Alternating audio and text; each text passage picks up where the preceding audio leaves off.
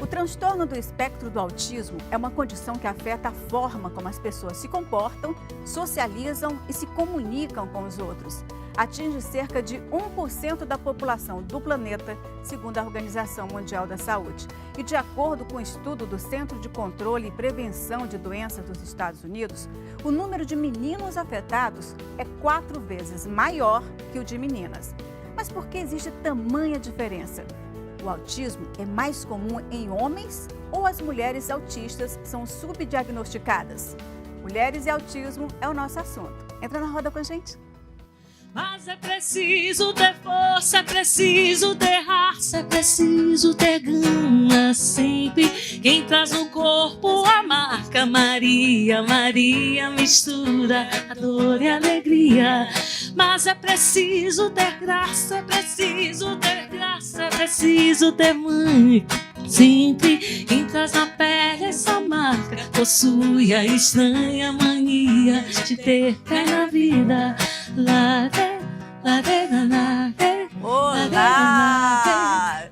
Seja bem-vinda, seja bem-vindo. Está começando Roda de Mulheres, super animado com essas vozes maravilhosas. E no programa de hoje estamos recebendo também a médica psiquiatra Fátima Dourado, a advogada Celiane Oliveira, a artesã Ana Carine Magalhães, a multiartista Monique Gonçalves e as cantoras Marisol, Gleica Veras e Maiara Mel, que abriram de forma brilhante o programa de hoje. Sejam todas bem-vindas, meninas. É um grande prazer ter vocês aqui.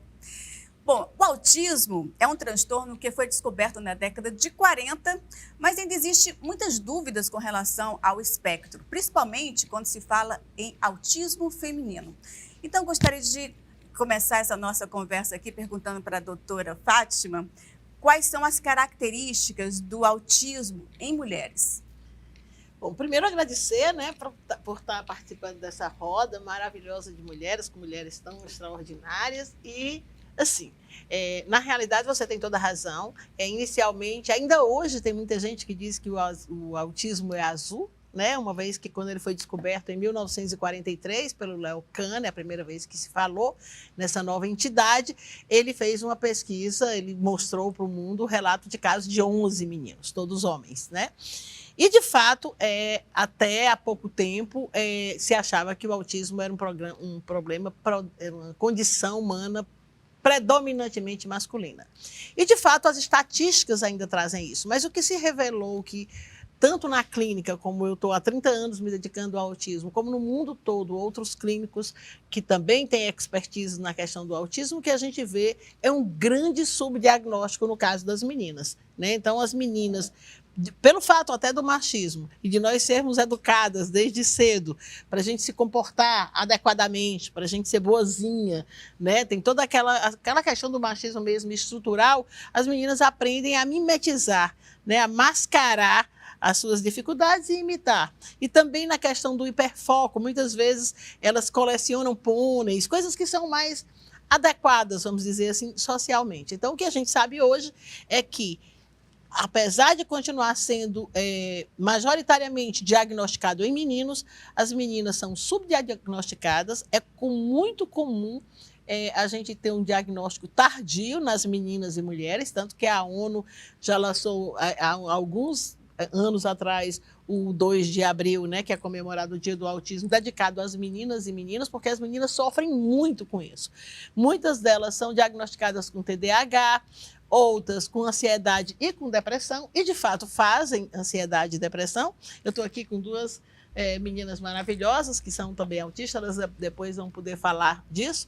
Então, o que eu recebo, e muitas vezes eu estou diagnosticando mulheres com 30, 40, 50 anos de idade. Muitas que chegam, como a Ana, mãe de autista, né? Então, a gente vê... Aliás, todas nós, mulheres, mães de autistas ou os pais de autistas, eu digo sempre, gente, os meninos não saíram de pé de manga, é uma condição genética. Então, a gente acaba identificando em nós mesmos, a gente carrega os genes do autismo, né?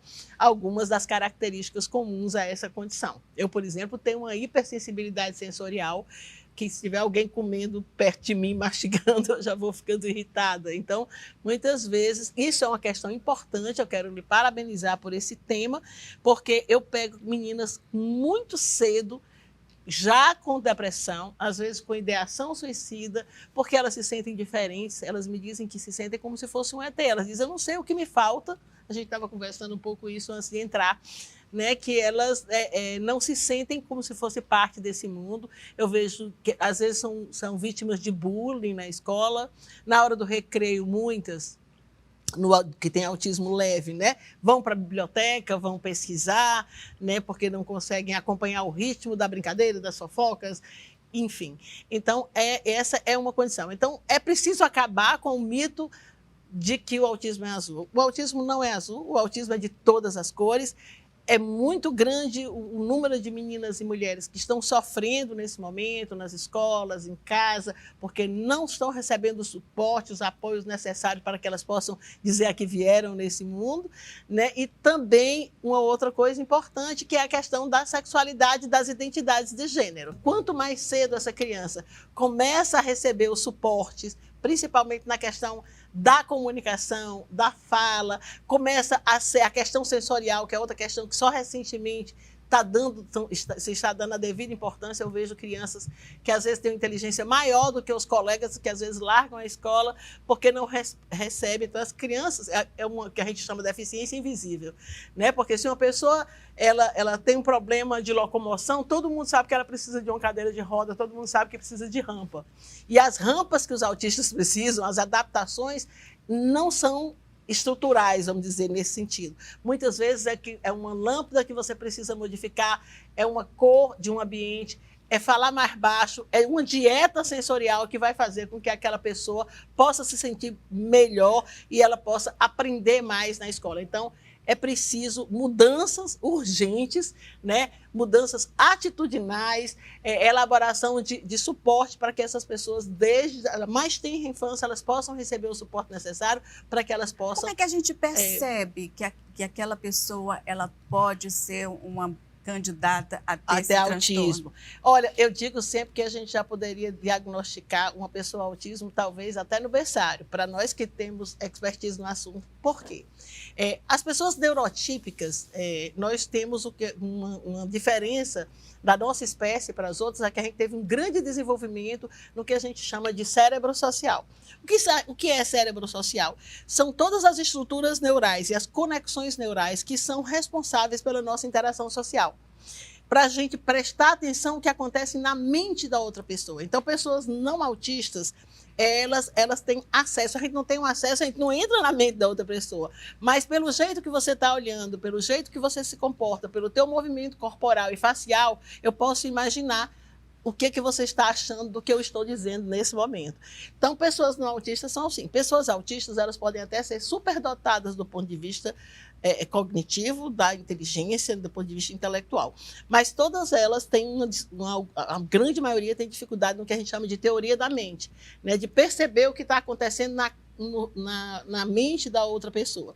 Então, você percebe desde cedo, por exemplo, uma criança, por exemplo, de 1 ano, quando perto de 1 ano, ela começa, bem antes ela começa a olhar para onde a mãe está olhando, porque é como se nós já nascêssemos sabendo que o olhar do outro, que o pessoal diz, os olhos são a janela da alma, os olhos são a janela para a experiência do outro. Então, a gente já nasce sabendo que o outro ser humano pode ser a coisa mais acolhedora que tem no mundo, que vai nos proteger, que vai nos amamentar, que vai cuidar, mas também é o que tem de perigoso no meio ambiente. Então, crianças não autistas, elas olham o olhar do outro, elas seguem o olhar do outro, elas sabem que os olhos vão mostrar o que o outro está desejando. Então, muito cedo, olha nos olhos e segue o olhar do outro. Quando a mãe começa a mostrar um objeto, olha, isso aqui é o vovô, ela olha para onde a mãe está mostrando. Em torno de 1 ano, ela desenvolve o apontar, que é o apontar imperativo, né? Ela aponta para poder, e aponta e olha se a mãe está olhando para onde ela está apontando. A criança autista não desenvolve antes de 1 ano, ou logo cedo, o apontar imperativo. Depois ela tem o apontar declarativo, ela olha, ela aponta, só para convidar o outro para olhar na mesma direção. Vamos ver aquilo junto. Aí ela faz o apontar declarativo, olha o sol, olha o carro. A criança autista não faz isso. Quando uma criança autista começa a andar, quando uma criança não autista começa a engatear, ela dá 4 passos e olha para ver se a mãe está ali. Começa a andar, ela dá 3 passinhos e olha para ver se a mãe é o cuidador. A criança autista, quando começa a andar, ela vai embora. Se você não for atrás, ela vai independente. Por isso que até um tempo desse botavam uns conectores, né? A gente via alguma mãe com... Então, é assim, depois, quando começa a brincar, quando uma criança vê outra criança, é a coisa mais importante que tem. Uma criança autista não, ela vai brincar de enfileirar os carrinhos, ou as bonequinhas, ou as tampas de panela. Ela não usa os brinquedos da forma para a qual o fabricante criou aquele brinquedo, ela vai usar de uma outra forma. Embora ela possa ter, por exemplo, eu tenho um netinho pequeno autista, porque agora eu estou na 3ª geração já. Então, ele cedo aprendeu o alfabeto. Aí pega as letras, botar A, B, C, D. Aí se você mexe naquela ordem, já se zanga, entendeu?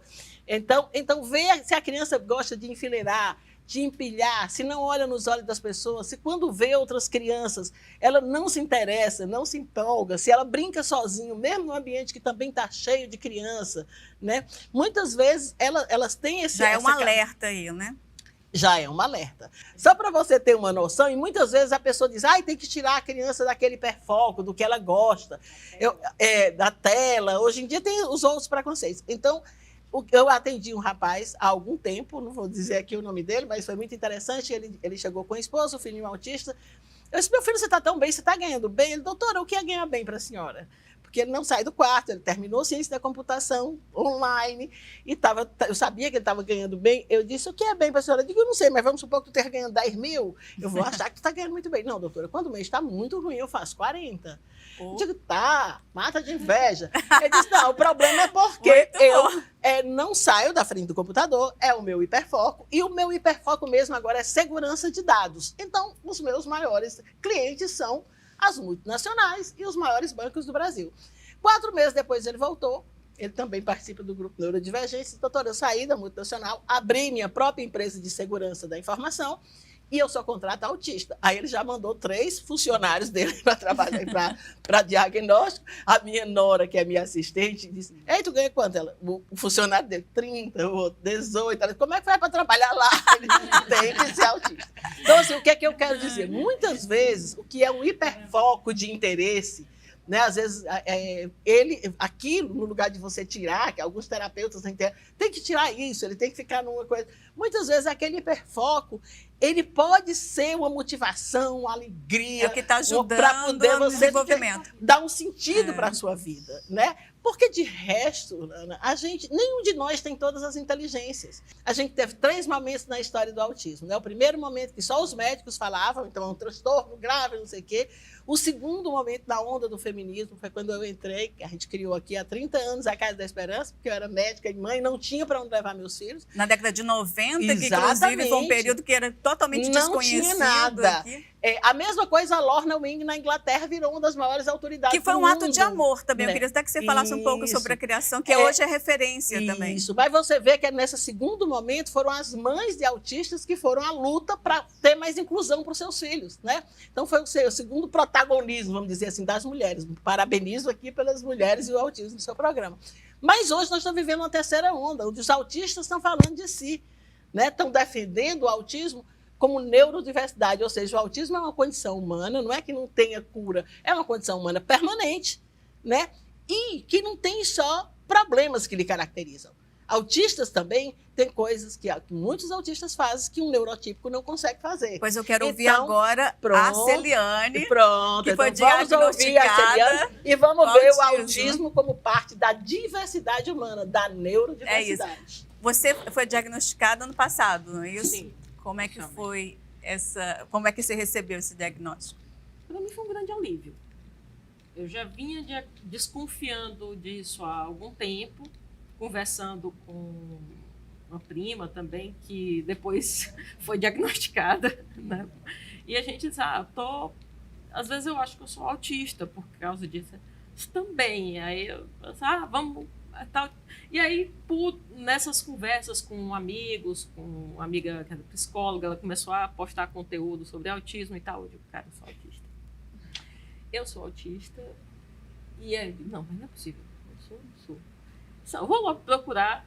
E eu digo, eu vou procurar alguém que entende. Porque nessa pesquisa, eu comecei a ver que era um sofrimento para pessoas que tinha uma certa desenvoltura de fala, que tinha algumas coisas, tipo assim, de passar por vários médicos que negam. Não, você tem outra coisa, você é ansiedade, é toque, é depressão, é não sei o quê, ou você só é esquisita, você é fresca, você é preguiça, né? Como foi um dos elogios que eu recebi muito quando eu era criança, né? Preguiça para baixo. E aí, eu digo, não, então eu vou procurar alguém que tenha expertise no assunto. Aí eu fui conversar com alguns amigos psicólogos, tá? Não, tem essas referências aqui, e me direcionaram para Fátima Dourado. Consegui, inclusive, viva o SUS, que eu consegui todo o meu acompanhamento lá pelo SUS, né? Que eu não consegui psiquiatra pelo plano de saúde, mas eu consegui o acompanhamento lá e faço terapia lá na Casa da Esperança através do SUS. E fui procurar, né? Aí agendei, teve uma ligeira demora, mas fiz alguns testes lá com o Alexandre, com a Fátima, e aí até hoje o Alexandre diz assim, tu é muito mais autista do que o que você parece. Eu digo, eu me esforço muito a vida inteira, porque eu sempre fui estranha, e eu percebi isso muito cedo. E com a facilidade que eu tenho para reconhecer padrões, eu mapeei padrões de comportamento e comecei a exercitar e praticar. Isso é exaustivo, é doloroso, é cansativo, e a gente fica se sentindo uma fraude. Porque, por melhor que eu me expresse, por mais que eu faça um esforço para olhar, porque eu sei que olhar nos olhos é hipervalorizado, por mais que eu tenha desenvolvido, até por um excesso de interesse e uma curiosidade anormal na época para uma criança, né? Mas me trouxe uma bagagem de conhecimento muito grande, então eu tenho desenvoltura em muitos assuntos, porque, como ela falou, na escola, basicamente, eu dividia meus intervalos de recreio entre a pré-escola. Eu gostava de ficar brincando com as crianças. Eu brinco, eu tenho duas fases na vida, assim no meu dia a dia. No decorrer das semanas, eu tenho fases hiperativas e fases autistas. Na fase autista, eu fico muito retraída e não gosto muito de interação. E na fase hiperativa, eu gosto de brincar, né? Nada melhor do que a pré-escola quando eu queria brincar, porque eu não sabia brincar com as pessoas da minha idade. Ou eu gostava era a biblioteca, a sala dos professores, ou a pré-escola, eram os lugares. Silene, eu vou querer saber também da importância da educação e da escola para você, mas a gente vai saber mais sobre isso. No próximo bloco a gente volta já já.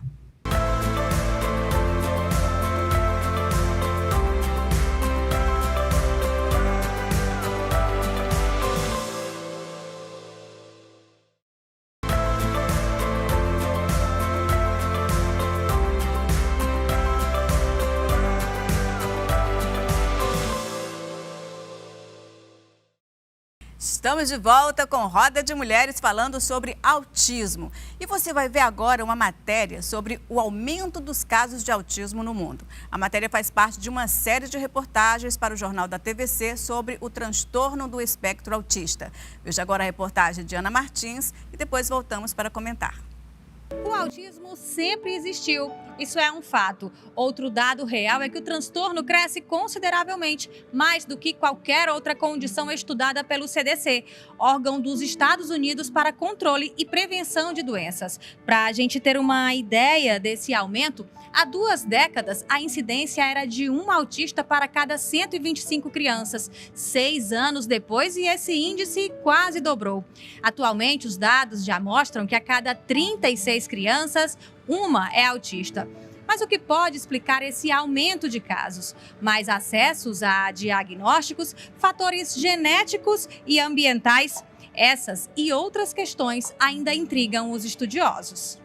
O autismo, ele elevou os seus índices a ponto que ultrapassou síndromes muito conhecidas, como a síndrome da trissomia do cromossomo 21, que é a síndrome de Down. Sabemos que síndromes genéticas aumentam essa probabilidade. A gente sabe que a prematuridade extrema, o extremo baixo peso ao nascer, também favorece a isso. A soma da idade do casal, quando tem um filho, mas essa soma mais elevada de idade também favorece a isso. Existem ainda os diagnósticos tardios, pessoas que já enfrentaram etapas importantes da vida e só depois descobriram que têm o transtorno.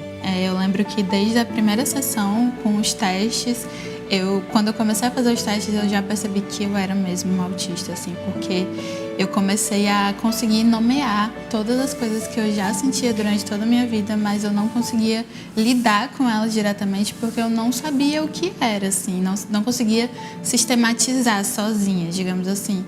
Então, a partir do momento que eu tenho o diagnóstico, eu consigo entender o que eu sempre senti, o que eu sempre vivi, e consigo lidar com isso de uma forma mais direta, mais aberta.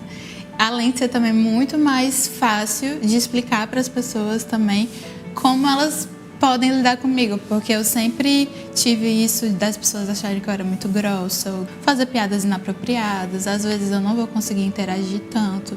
Então, às vezes para mim também foi libertador nesse sentido de, olha, eu sou autista, não é nada com você, eu tô bem, eu só sou diferente, né? É libertador, como você mesmo disse, né? Foi um alívio. E para você também foi libertador? Extremamente. Eu costumo dizer que a minha história com o autismo, ela é um pouco mais antiga, né? Porque eu venho de uma família muito autista, tá? Quem é esquisito que nem eu na minha família... Você é mãe de autista também. Eu sou autista, eu sou mãe de autista, eu sou filha de um autista não oficialmente diagnosticado. E eu acredito que eu também seja neta, né, de pessoas autistas. E na minha família eu digo que a gente é esquisito que nem quem era esquisito antes da gente, porque a gente sempre teve muita dificuldade social. Essa dificuldade social para a gente era normal. Então, quando eu cresci e eu fui fazer as coisas sozinhas, eu saí desse espaço familiar, eu me assustei, porque eu me dei conta que as pessoas não se comunicam como a gente se comunica na minha família. Todas essas delicadezas, todas essas nuances sociais de você fingir sentir uma coisa que você não sente, de você fingir prazer na companhia que você não finge, na minha família em que eu cresci isso não existe. Tá? Essa educação, né? E assim, eu ainda tenho um bônus, porque eu tenho essa cara de paisagem sempre, tá? Então as pessoas constantemente me perguntam, você tá zangada por quê? O que foi que eu te fiz? Por que você tá falando comigo desse jeito? Eu disse, minha gente, eu tô falando normal. Você é sensível demais. Não sou eu, é você. O que é interessante, a maioria das pessoas diz, a moça falou na reportagem, eu achava que o problema era... Eu nunca achei que o problema era eu. Eu sempre achei que o problema eram as pessoas sensíveis demais. E aí eu descobri depois que eu tenho uma questão com autopercepção, eu tenho pobreza na expressividade facial e na vocalização. E eu falo como uma professora dando aula desde que eu comecei a falar. Eu sempre tive um vocabulário muito refinado, muito rebuscado, porque eu não era boa com pessoas, mas eu sempre fui excelente com livros. E aí eu tive uma filha em 2017, e a minha filha era muito parecida comigo, que por minha vez era muito parecida com o meu pai, que por sua vez era muito parecido com o pai dele.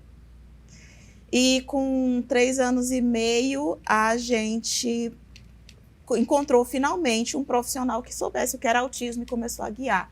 Em 2017 eu cheguei em Fortaleza e fui procurar a doutora Fátima, né, com indicação que me deram quando eu estava morando em Minas.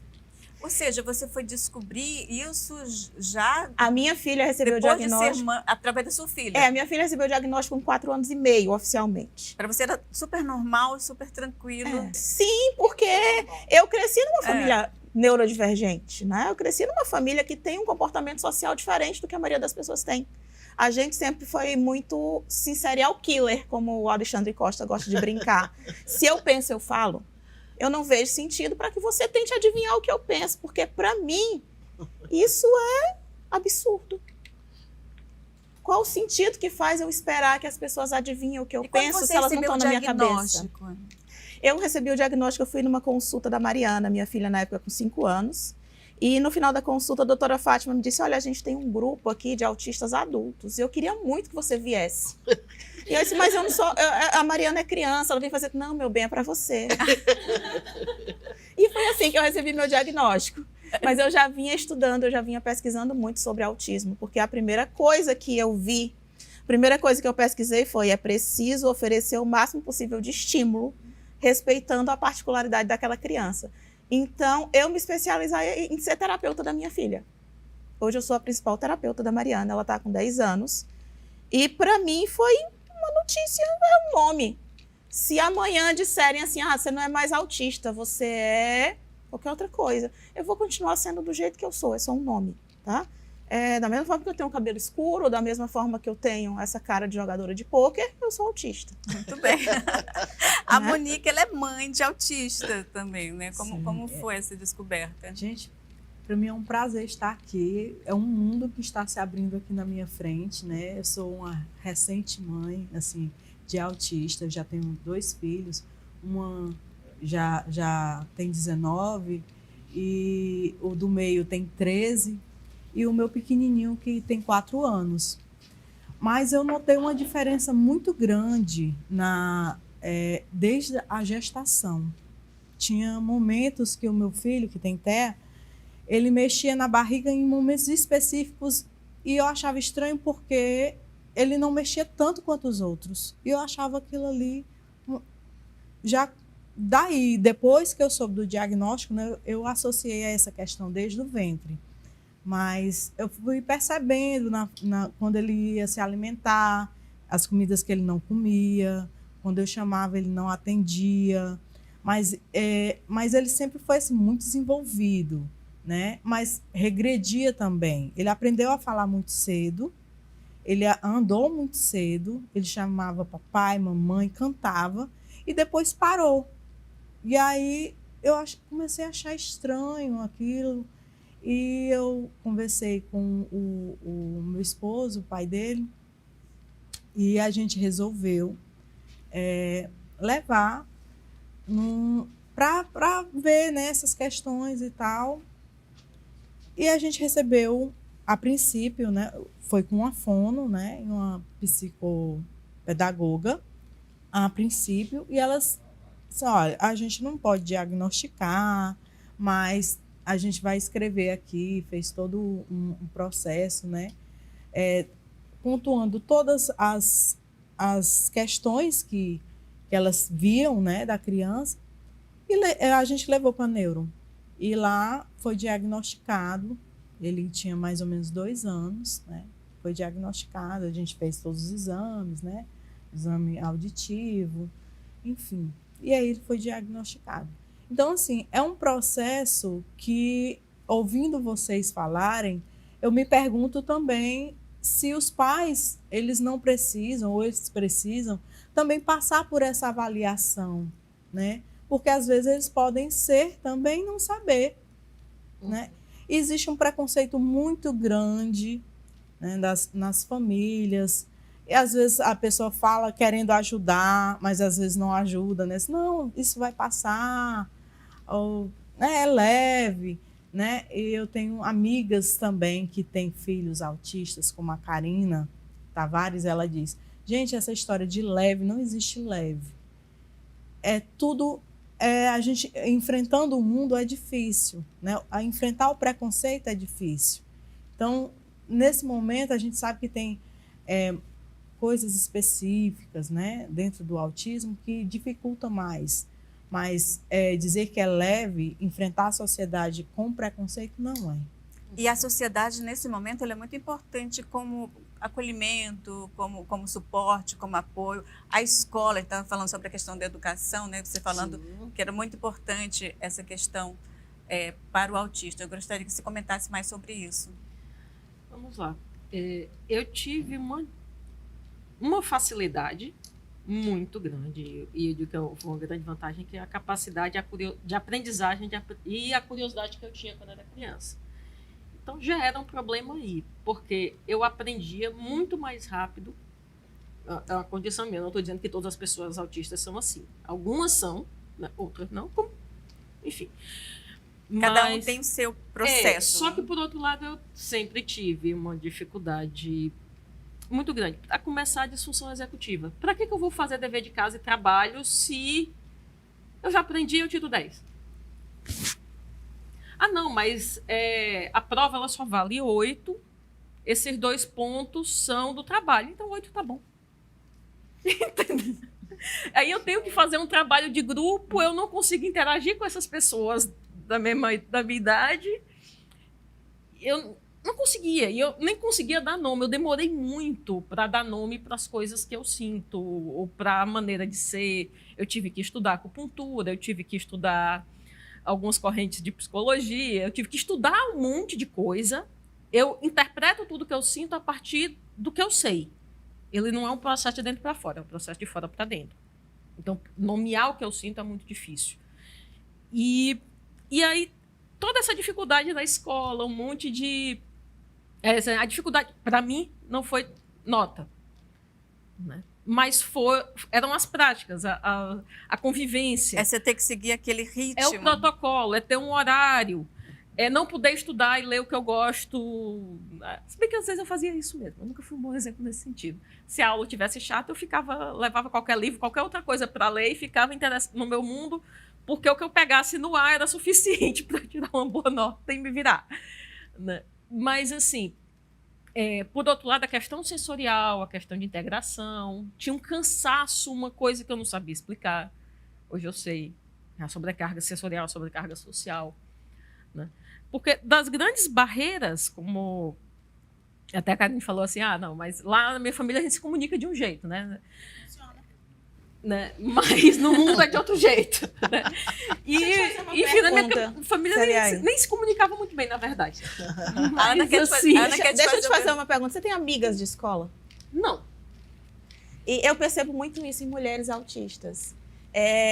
A gente, principalmente o diagnóstico tardio, a gente passou pela escola porque a função da escola ela era aprender, acumular conteúdo, passar nas provas. Hoje a escola ela tem muito mais nítida uma função social, de educação social. A escola é um ambiente onde as crianças convivem com a diferença porque as famílias são menores.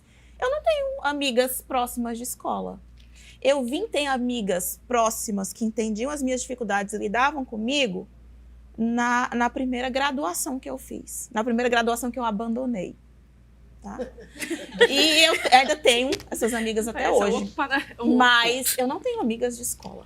Eu não tenho memórias afetivas importantes. A maioria das memórias que eu tenho da escola, do ensino fundamental, principalmente, do médio, são dos erros sociais que eu cometi e as pessoas fizeram questão de me apontar de que eu estava totalmente inadequada naquilo. Nunca houve um acolhimento, sempre houve uma tolerância. Você é boa na parte acadêmica, então a gente te quer aqui por isso. Mas de resto... tem uma terapeuta autista em que ela fala que ela, assim como eu, abandonou vários cursos superiores. E um professor um dia percebeu esse padrão nela e disse, olha, eu vou te ajudar, você vai terminar esse curso. E ela finalmente conseguiu terminar. Ao longo da minha vida acadêmica, ninguém nunca olhou para mim e disse, você tem uma dificuldade social e você precisa de suporte, de ajuda para estar aqui. Não interessa o nome disso, mas eu quero te ajudar a estar aqui. Isso nunca aconteceu comigo. E isso não acontece com a maioria das mulheres autistas. Isso não acontece com a maioria das pessoas não diagnosticadas. Não precisa ter um nome. Desse diagnóstico tardio mesmo, né? Não precisa ter um nome. Basta ter um pouco de humanidade e de preocupação com a qualidade de vida daquela pessoa. Não é se você não consegue, é porque você não quer. Você não consegue porque te falta alguma habilidade. Te falta alguma capacidade de estar aqui. Eu consigo te ensinar isso. Eu quero te ensinar como estar aqui. Faltou isso ao longo da minha vida inteira. Essa história da escola... Deixa eu só... assim, a primeira... Fora as dificuldades sociais, os bullies e outras coisas que aconteceram durante a vida escolar, a primeira grande dificuldade nesse caminho, para mim, foi a universidade. Porque para passar na universidade não bastava passar na prova. Nas provas eu passava do mesmo jeito, mesmo que eu não estudasse nada, né? Mas, porque a história da... Eu já tinha uma bagagem de conhecimento, lia muito e tinha essa conseguia desenvolver, escrevia bem até certo ponto.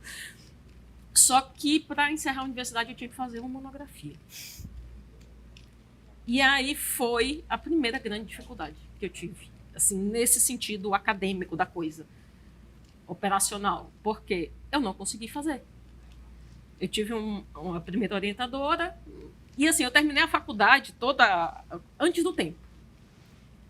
Né, com 3 anos e meio, 4 anos, eu já tinha terminado a parte curricular. Ficou assim, não, vou deixar só a monografia, que aí só com a monografia eu me dedico e já estava trabalhando, já era concursada e tal. Né? E aí passaram-se 6 meses e eu não consegui produzir uma linha. E a orientadora dizia, não, mas você vai fazendo aos poucos e me manda, e eu te não sei o quê. Eu digo, eu não sei. Eu não consigo. E isso foi crescendo. E foi se aprofundando numa depressão, em outras coisas. Por quê? Como é que eu sou tão capaz como eu sou tão inteligente como eu sempre fui e eu não consigo fazer isso. Né? E passou um outro semestre. Não me lembro, no meio desses processos foram 2 anos e meio. Passei por outros orientadores e a história era a mesma. E não consegui. E abandonei por 4 vezes seguidas e abandonar a 5ª. E muito provavelmente, se não tivesse sido esse professor, que eu digo, não perco a oportunidade de agradecer ao professor Regnoberto Mello, porque não era da área da minha monografia, do meu TCC, mas quando eu cheguei lá, 2 anos depois, 4 semestres de tentativas abandonadas, eu cheguei para o professor, eu tenho isso aqui, tenho esse projeto, gostaria de escrever. Aí ele perguntou qual o tema. Eu disse, não, minha monografia é esse tema, é sobre isso e isso, eu pretendo falar sobre isso, sobre isso, sobre isso, sobre aquilo, sobre... E ele olhou, eu terminei de falar, sua monografia já está pronta na tua cabeça, ela precisa ir para o papel. Eu digo, pois é, na minha cabeça ela não serve, porque tem que ir para o papel e eu não estou conseguindo botar no papel. E foi, isso me emociona, porque foi um período, eu entrei em depressão nesse período, pancada, né? E aí ele, não, eu posso ser seu orientador, você tem fonte, você consegue, não é a minha área de conhecimento, mas você não precisa do meu conhecimento, você precisa de um suporte, de uma orientação. E eu vou lhe ajudar. Vamos terminar isso esse ano. E passou o resto do semestre. Eu não consegui, acho que se eu conseguir mandar uma página para ele foi muito. No final, faltando tipo 15 dias para acabar todos os prazos, ele me ligou. Celiane, vamos fazer. Você tem condições de fazer. No futuro, a gente não sabe como é que vai ser, se você vai ter outras oportunidades e não sei o quê. Se você tiver condições de se dedicar nessa última semana, tá faltando, porque semana que vem você tem que entregar para a banca, tem que não sei o quê, tem que cumprir. E aí ele falou assim, você tem como tirar folga do trabalho durante essa semana? Eu acredito que se você se dedicar essa semana, a gente termina. Você conseguiu? Consegui. Eu terminei em 1 semana e 10 dias ela estava pronta, revisada e entregue para a banca. Isso é muito importante. A gente vai fazer só um pequeno intervalo. Passa muito rápido, né, gente? Mas a gente volta já, já.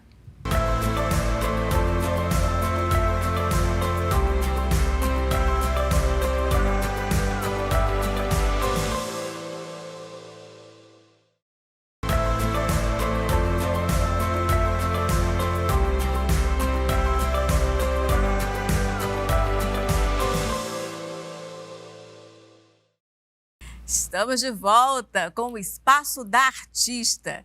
É o momento de vocês conhecerem um pouco mais sobre o trabalho das nossas artistas convidadas. Hoje estamos recebendo Marisol, Gleica e Maiara, que já nos encantaram desde o início aqui do programa com essa bela voz, com essa bela música, essa bela interpretação.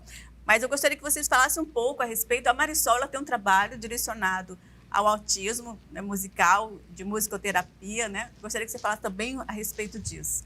Olá, tudo bem, pessoal? Então, muito obrigada pela oportunidade, pelo convite. Para mim é um grande prazer estar aqui falando um pouquinho sobre o meu trabalho, questão da musicoterapia, questão de ser artista, cantora, mulher, né, compositora, enfim. E me juntar a essas mulheres maravilhosas, Gleica, Mel, que também tem um trabalho muito lindo, daqui a pouco elas vão falar. Então vamos lá, a musicoterapia, né? Eu trabalho com musicoterapia com autistas e a musicoterapia é uma forma de terapia que se utiliza da música com objetivos terapêuticos específicos, né? Então cada paciente com as suas demandas específicas, né? Você vê aqui essas meninas maravilhosas falando também sobre as questões características, né? Então, a gente faz uma anamnésia, né, para olhar quais são os objetivos terapêuticos que aquela criança, o paciente, o indivíduo está precisando, né? A questão cognitiva, motora, sensorial, questão da expressão, socialização, enfim, várias questões que a gente analisa. E a gente começa o foco da musicoterapia com atividades musicais, né? Que pode ser com instrumentos e também pode ser com coisas, questões sonoras, né? Exploração de sons, enfim. E a gente faz um trabalho com os interesses daquela criança, daquele paciente, né? No caso, eu trabalho com crianças, né? Mas esse trabalho pode ser feito com adulto também? Pode também, é bem variado, né? E aí a gente trabalha com interesse específico, então muitas vezes vem aquele paciente, né, que tem questões específicas, e por mais que a gente constate, né, uma primeira necessidade, sei lá, sensorial, né, e a gente geralmente na escala, né, na intérprete que a gente analisa, na musicoterapia, por exemplo, se esse for um primeiro ponto a ser analisado, e a gente observa, por exemplo, que a comunicação é algo ainda mais presente ali, a gente vai fazendo um trabalho norteado, né? Com todas essas questões que a gente vai tentando explorar no trabalho. Então, é um trabalho muito bonito, porque serve tanto como prevenção da saúde, questão da qualidade de vida, né? E a música, ela tem esse poder maravilhoso, né? Salva, né? Eu costumo dizer que a arte cura, sempre enfim. salva, sempre cura. Isso, verdade. E as meninas também têm um trabalho com musicoterapia? Como é o trabalho de Sim, vocês? a gente, eu e Mel, a gente tem um projeto chamado Canto do Despertar, né? Ela é psicopedagoga, musicista também, cantora. Eu também sou musicoterapeuta e terapeuta do som, né? E esse projeto surgiu durante a pandemia, né? Nesse isolamento social, a gente pensou o que a música poderia trazer para minimizar essas dores da alma das pessoas nesse processo, né? E aí a gente começou a cantar músicas que trouxessem um alento para a alma, independentemente de qualquer local que viesse, né? Então, são músicas de várias religiões, todas, que a gente acredita muito nesse universalismo, nesse amor que é o centro de tudo, né? De todas as religiões e de todos os pensamentos também. No final, a gente sempre acaba... É o começo e o fim, né? É o amor. E também populares que trazem essa canção, essa ideia, né? Essa mensagem, e autorais.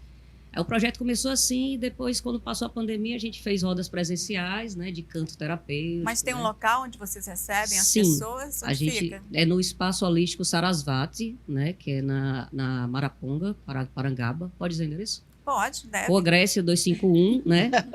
A gente está em reforma lá o prédio, né? Mas agora em junho a gente está reiniciando os projetos. Marisol, inclusive, É só chegar ou a pessoa tem que marcar? Não, a gente agenda.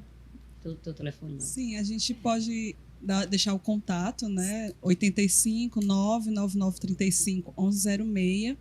E aí a gente tem esse trabalho, a fala das meninas, a gente se coloca também nelas, né? Porque cada um de nós tem a sua diversidade presente. E a música, né, a gente vê que é algo universal, né? Qualquer pessoa com as suas diferenças consegue se expressar e se colocar no mundo através da música. E às vezes até se identificar também, né? Com uma letra, com um ritmo diferente. Então a gente tem esse trabalho de despertar o ser, né, a alma, o indivíduo, trazer foco para essa história de vida através da música, né? Então por isso que a gente se identifica, a gente chora e todo mundo se emociona, né? Porque tá falando da alma, né? Assim, a gente fala, me identifiquei muito com a fala das meninas, né?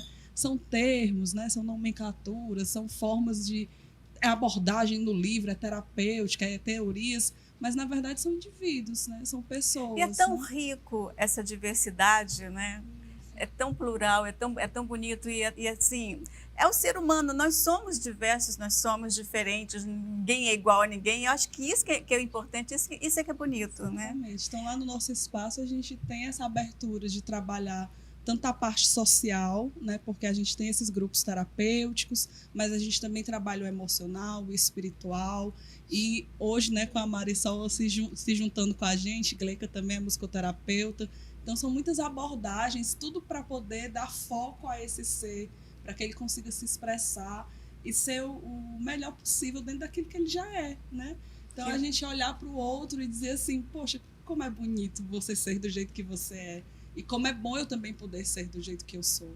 Né? Então, a gente sabe que a música, as artes, né, elas aproximam, né? Em vez de separar. Com certeza. Então, são pontos, você fala isso. Exatamente. São pontes que nos aproximam, né? Em vez da gente criar muros, né? Gleica fala muito. E são redes também de acolhimento, né? Redes de conexão. Exatamente. Meninas, muito lindo o trabalho de vocês. E temos hoje aqui também um lançamento. Esta moça se apresentou aqui como mãe de autista, mas além de ser uma mãe maravilhosa de autista, ela está se lançando como cantora aqui no nosso programa, não é isso? Fala um pouquinho, Monique, sobre essa nova fase. É um prazer estar aqui com vocês, falando sobre todos esses assuntos, né? E eu me identifico muito com a fala e gostaria de também falar sobre essa composição, que é uma autoria, né? Em parceria com Carlinhos Crisóstomo, que fez a harmonia, né? Um grande ser humano, professor, né? Musicista, e também nossa querida Isabelle de Moraes, enfim. E eu acabei que participei do 5º Festival de Música, que né? aconteceu agora, né? Com essa música, Pedra Cinza, que foi justamente uma pesquisa que eu fiz, porque eu também trabalho, além de outras áreas que eu trabalho, né? Eu iniciei com a escuta sobre as pessoas, né? Ali maquiando, que eu também trabalho maquiando, trabalho com a questão da beleza, né? Ali fazendo cabelo. Então, eu tinha aquele ouvido amigo. Então, eu ia escutando aquelas histórias e comecei a ver padrões muito parecidos dentro das histórias. E achei interessante, passando o feed do Facebook, tinha um grupo de mulheres que se reuniam para contar suas histórias. E eu entrei nesse grupo e comecei a ver histórias incríveis, né? Falando sobre amores, né? Relações abusivas, que falavam não só sobre a relação entre casais, mas falavam sobre relações de pais e filhos, né? E aquilo ali começou a me acender uma luz. Até que um momento eu contei também um pouquinho da minha história dentro do grupo. Uma terapeuta entrou no meu privado e falou sobre o método Pedra Cinza. E eu não tenho muito conhecimento técnico sobre essas questões, mas eu li bastante sobre. E, para mim, eu me senti numa leitura segura, aquela informação, porque é muito complicado a gente sair julgando as pessoas sobre a A, B ou C do que aquela pessoa possa ser, né? Só profissionais realmente podem fazer isso. Mas os padrões de relacionamentos abusivos acontecem e são, assim, padrões que eu digo muito parecidos, né? Então, surgiu esta música numa forma de também a gente pensar um pouco sobre isso e rir também, porque a letra ela tem essa pegada mais... vamos rir disso para resolver isso. Vamos falar de algo sério, mas com humor. Isso. Podemos ouvir, então? Podemos. Vamos lá. Narciso, você me acertou em cheio, arriei com o peso, amarrada nas tuas mãos. Narciso, você ama da boca pra fora, colocou sem demora para jogo meu coração. Narciso provocou minha libido e calou meu delírio ao inferno, que confusão. Narciso cheira flor de enxofre, colocou num potinho de conserva meu coração. Narciso é um corpo desamado, migalha no prato é remédio sem solução. Narciso, saco bem desse jogo, é empata no fogo, prato feito de solidão. Narciso, você conhece meu juízo, antes de ti existo. Sei que não tem vez mais não. Narciso, você sabe do que eu falo, não tem clima nem papo. Pedra cinza tens em meu coração.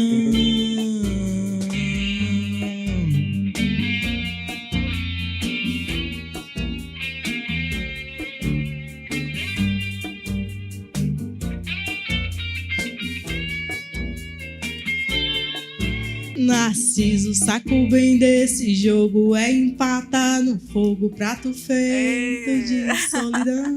Narciso, é isso? Muito bom.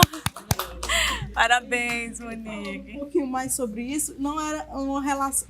Quando eu pontuava sobre isso, não era uma relação entre um homem e uma mulher. Era uma relação entre pessoas em todos os sentidos, né? Não necessariamente, quando eu contei um pouco da minha história lá dentro do grupo, eu não falava sobre alguém, um casal, eu falava sobre o ser humano de uma forma geral. Olha, desejo para você, nessa nova estrada que você está iniciando agora, muito sucesso, tá bom? Meninos, parabéns pelo trabalho de vocês, mas eu vou voltar aqui para a doutora Fátima perguntar sobre essa questão da sexualidade em autista, que muitas mães também, quando chega naquela fase da criança começar a se descobrir sexualmente, para muitas mães é um pesadelo, porque é uma forma de encarar diferente, né? Eu gostaria que você falasse um pouco sobre isso e como é que a gente pode, como é que os pais eles podem lidar com a sexualidade. Tá certo, Lana. Eu só queria pedir licença um minutinho, porque ela falou em escola e no sofrimento delas dentro da escola. E, assim, é uma coisa que eu vou já falar da sexualidade, mas eu acho importante para quem estiver nos ouvindo, que a gente luta muito por inclusão. Hoje a escola, na época dos meus filhos, quando eu criei a Casa da Esperança, não, você tinha uma criança autista, ela ia logo para a escola especial. Ela perdia de antemão o direito de receber as mesmas informações dos seus pares. Hoje a gente tem uma lei que garante essa inclusão, mas ela está muito longe ainda de acontecer de verdade, porque a pessoa autista ela tem que ser respeitada na sua forma de ser. Ele não vai mudar. O autismo também é um jeito de ser. Por isso que a gente acha tão importante o respeito à neurodiversidade. Então, o que acontece? Por exemplo, eu vejo algumas crianças autistas que elas, às vezes, aprendem a ler antes dos colegas, mas elas têm dificuldade, elas têm dispraxia motora e não conseguem escrever em letra cursiva. Elas só conseguem fazer letra em bastão. Eu vejo, eu tenho clientes meus que dizem que ficam na escola meia hora depois, os outros vão para casa e eles ficam lá para poder copiar aquela agenda. Gente, o mais importante, eu digo sempre, não tem um método para, porque hoje a gente vê pela questão mercadológica, método A é bom para autista. Gente, o autismo não é uma condição, são inúmeras condições, é um arco-íris, entendeu? É muito diverso, são inúmeras condições debaixo desse enorme guarda-chuva. Então, muitos deles têm essa dispraxia motora. O mais importante seja lá qual for o terapeuta que estiver atendendo, é estimular a comunicação social e a regulação emocional, porque muitas dessas pessoas acabam se desregulando emocionalmente, primeiro pela questão sensorial, porque o ambiente pode, às vezes o toque pode machucar o ouvido, pode doer a cabeça. Então, essa Ou seja, criança... não é o autista que tem que se adaptar à escola, mas a escola... O objetivo da nossa terapia, da inclusão escolar, não é transformar o autista numa cópia perfeita de um neurotípico. Não, é respeitá-lo na sua individualidade, na sua diversidade, para que ele possa dar o seu recado para o mundo. E esse recado é sempre único, porque nós somos cópias únicas, irrepetíveis uns dos outros.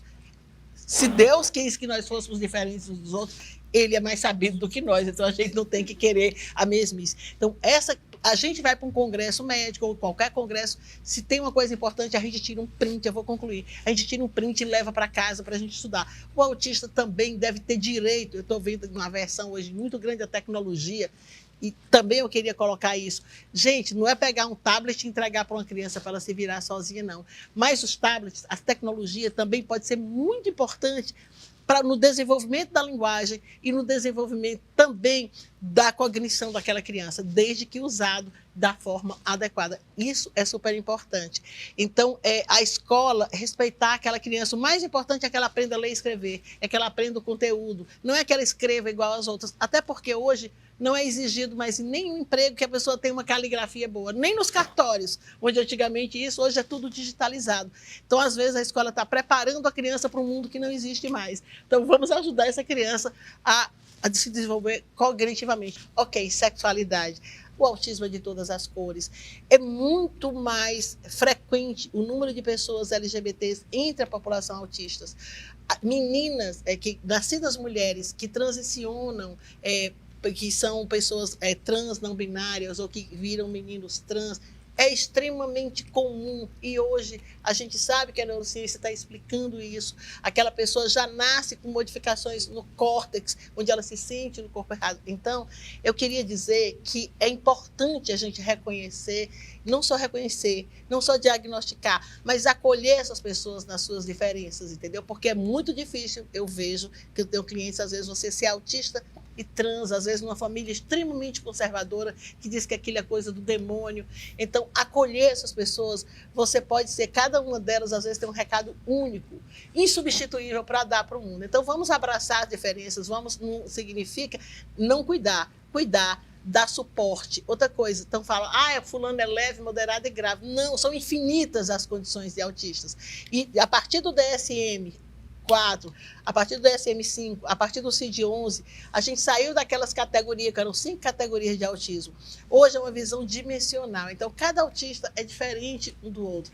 Vamos respeitá-los todos, vamos abraçar a neurodiversidade, né? Porque é importante. Nós precisamos uns dos outros para a gente construir um estúdio desse. Alguém entendeu de eletricidade, alguém foi pedreiro, alguém está entendendo de som. Então, eu vejo cada pessoa, alguns autistas realizados, porque tiveram respeito também das suas famílias, para que ele possa ter aquele perfoque, que ele possa florescer na vida. E parabenizar você, né, a história das mulheres, eu achei linda a composição dela, né? Para mim, eu fico muito feliz, eu que vim aí das lutas feministas, fui a primeira presidente do Conselho Cearense dos Direitos da Mulher, está agora trabalhando também com mulheres autistas, né? Eu acho, dando o seu recado, sem se sentir menor do que ninguém, porque infelizmente a gente está numa sociedade competitiva que transforma as diferenças em hierarquia. Então, antes, homem era melhor que mulher, branco é melhor do que preto, hétero é melhor do que homo. Então, a luta é grande. É pelo respeito às diferenças, e agora falando de autismo, pelo respeito à neurodiversidade. Empatia. Vamos abraçar a neurodiversidade e ajudar nossos filhos a viver bem mais Meninas, e melhor. Foi Unidas. uma alegria, uma honra ter vocês aqui para falar de um também. assunto tão importante que é o universo. A gente faltou falar muitas coisas, infelizmente o programa é curtinho. Nós tínhamos ainda muita coisa para falar, mas assim, vamos numa outra oportunidade, numa outra oportunidade a gente volta a abordar este assunto, mas muito obrigada.